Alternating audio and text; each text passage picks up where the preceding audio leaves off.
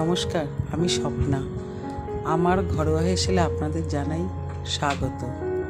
আজকে করে দেখাবো আলু দিয়ে পনির। তো শুরু করা যাক। পনির করতে লাগছে পনির, আলু, ঘি, হলুদ গুঁড়ো, লঙ্কা বাটা, জিরে বাটা, আদা বাটা, গরম মশলার গুঁড়ো, আর ফোড়নের জন্য লাগছে তেজপাতা, গোটা গরম মশলা, গোটা জিরে। প্রথমে গ্যাসের মধ্যে কড়াই বসিয়ে কড়াইটা একটু গরম করে তার মধ্যে একটু সর্ষের তেল দিয়ে দিতে হবে। সর্ষের তেলটা গরম হয়ে গেলে একটু নুন, হলুদ দিয়ে একটু নাড়াচাড়া করে নিতে হবে।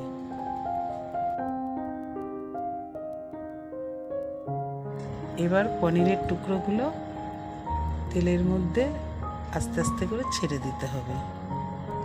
পনিরগুলো এপিট ওপিট করে হালকা করে ভেজে তুলে নিতে হবে।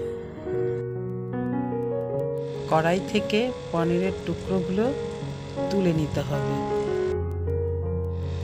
কড়াইতে আরেকটু তেল দিয়ে তাতে তেজপাতা, গোটা গরম মশলা আর গোটা জিরে দিয়ে ফোড়নগুলোকে নাড়িয়ে নিতে হবে।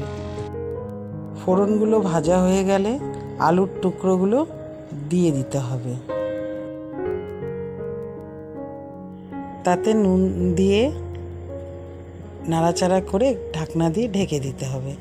তারপর ঢাকনাটা খুলে আলু ভাজা ভাজা হয়ে গেলে তার মধ্যে দিয়ে দিতে হবে আদা বাটা, জিরে বাটা, হলুদ গুঁড়ো, লঙ্কা বাটা সব দিয়ে মশলাটাকে কষিয়ে নিতে হবে। মশলা কষে আসলে তার মধ্যে জল দিয়ে দিতে হবে।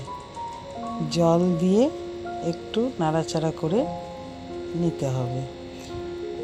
ঝোল ফুটে উঠলে তার মধ্যে পনিরের টুকরোগুলো ছেড়ে দিতে হবে।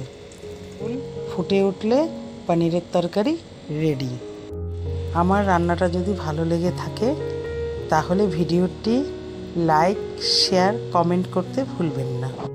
আর আমার চ্যানেলটি সাবস্ক্রাইব করবেন। আজ তবে আসি, আবার দেখা হবে নতুন কোনো রান্না।